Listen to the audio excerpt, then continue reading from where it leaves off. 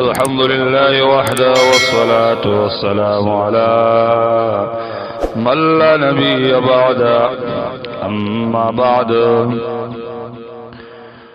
كتاب شروع زاد الطالبين باقي خطبه ولا او داغيكم لذي بارت او تشريح او لغوي تحقيق او دراسي صرفي تركيب بعضی جملې داخلي جملې او د کتاب شورى الباب الاول اغول شو خدا حدیث راوړل د نیت بارک نو دلته مختصر خبره وو کو دي کی ترکیب ضرورت نشته ده دا وګد دی او پیدا کو نو رسو په خپل ترکیب د بارک کوم احادیث راوړي دي مولانا الدين النصيحه لن راوړي چې اسانه سره کیږي.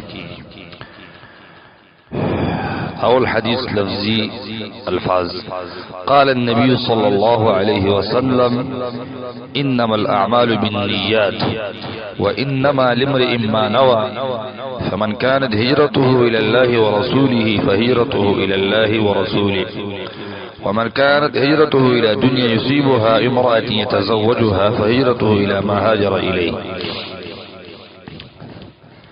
لفظی معنی قال النبي صلى الله عليه وسلم نبی صلی اللہ علیہ وسلم ویلی دی انما الاعمال بالنیات یقینا عملونو دار مدار دا په نیتونو سره دی وانما لامرئ ما نوى یقینا د بار د هر یو سړي هغه سدي چې د نیت کړي فمن كانت هجرته الى الله ورسوله اغسو چې دا هجرت الله ورسول طرف ته فهجرته الى الله ورسوله دا هجرت الله ورسول طرف ته ده هر قبول له.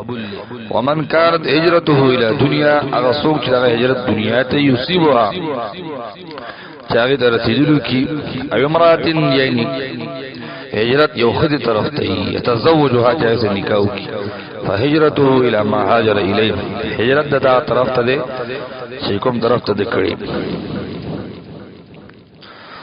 نو مصنف دی حدیث نے شروع کړه دې د بار خپل نیتونه صحیح کی دین حاصلولو اصل مقصد د الله رضا الله به اجر او ثواب راکړي.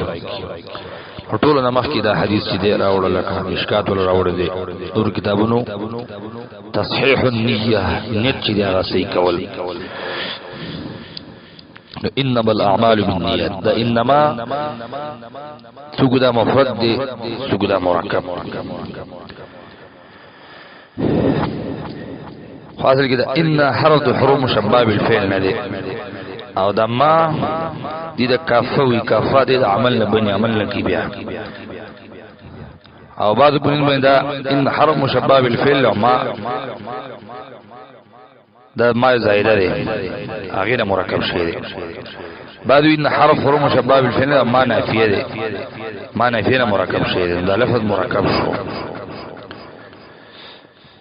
او پدی کی معنی دا حسر پرتئی لکه عدد د حصر چې کوم ذکر کیږي په علم معنی کې یو پاغي کې انما ده دا د حصر د پاره راځي او دا دومره تحقیق مختصر پکار دی. نیت دا جمع د نیتون دا پشت سره نیت لغوی معنی دا یو فعل قصد کول او شریعت په اصطلاح کې دیو فعل اراده کول چې الله تعالی د پاره الله پر راضي کیږي.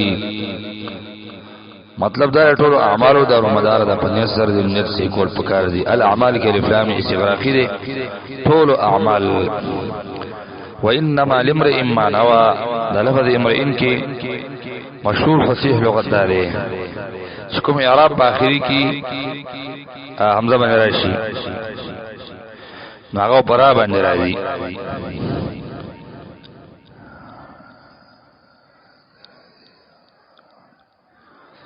لك هذا امرؤ رأيت امرأ ومررت بامرئ هذا امرؤ رأيت امرأ ومررت بامرئ چې د عربو بدله را بدلې د رسو اعراب دولیا دا په دې کې مشهور لغت دی. او دویم لغت داره که فصیح نه دی، عربانه همیشه زور وایي هذا امرؤ ورأيت امرأ ومررت بامرئ امرأ داسې وایي. او دې کې دریم لغت مشهور دی فاړو دی چې همیشه بر زما وایي امرؤ هذا امرؤ ورأيت امرؤا ومررت بامرئ داسې وایي. د ټول کې د اول لغت چې دا غوره فصیح بلیغ دی.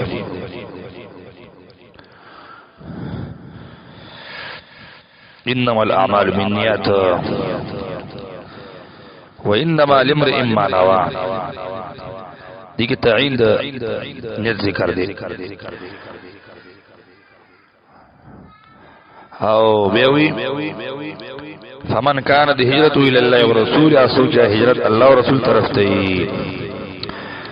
هجرت لغت معنا سره پر خودل توي لکه وهجروهن فی المضاجع. او شریعت په اصطلاح کې دوه قسم ده، هجرت ظاهره، هجرت باطنه. هجرت ظاهره دا ده چې انسان نقل کړي شي دارالکفر نه دارالاسلام ته او د دین عمل لپاره. هجرت باطنه دا ده چې ګناهونه پر خودل پر خوشی کا حدیث راځي والمهاجر من هجر الخطايا.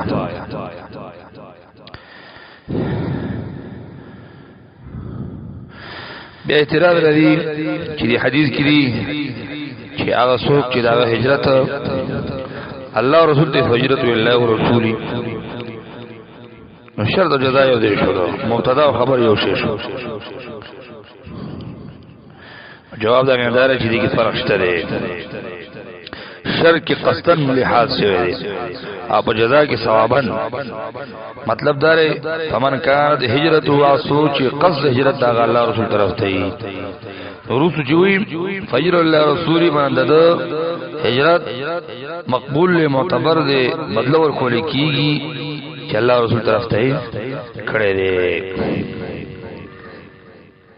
او من کان هجرته الى دنیا سوچ دنیا ته هجرت کړو دنیا حصول د پاره او یا د خود د پاره نتی داو او هجرت وکړو نو د هجرت صدره خذ یو دنیا ته. مطلب دا شو چې دنیا حاصل وسه حاصل کړه خذ حاصل راغه حاصل کړه خو د هجرت کوم اجر او ثواب دی هغه ته ملاو نشو. نو حدیث کې هو تحقیق لري وګړي ځکه ډېر قیمتي جملې دي پکې، لیکن وروستو کوم کتاب کې بیا ذکر کی لنډ جملې نو دې مقصد د باراغه راوړی شي چې اصل مقصود پرې کې ترکیب دی او سبب یو دی او سرنوي کسان یې به دغه تنګي. نو دغه نو اکتفا کو د دې د الفاظ یادول او دغه لفظي معنی کول او د بعضو کلمات او تشریح او مقصد بیانولو. وصلى الله تعالى على خير خلقه محمد وآله وصحبه أجمعين.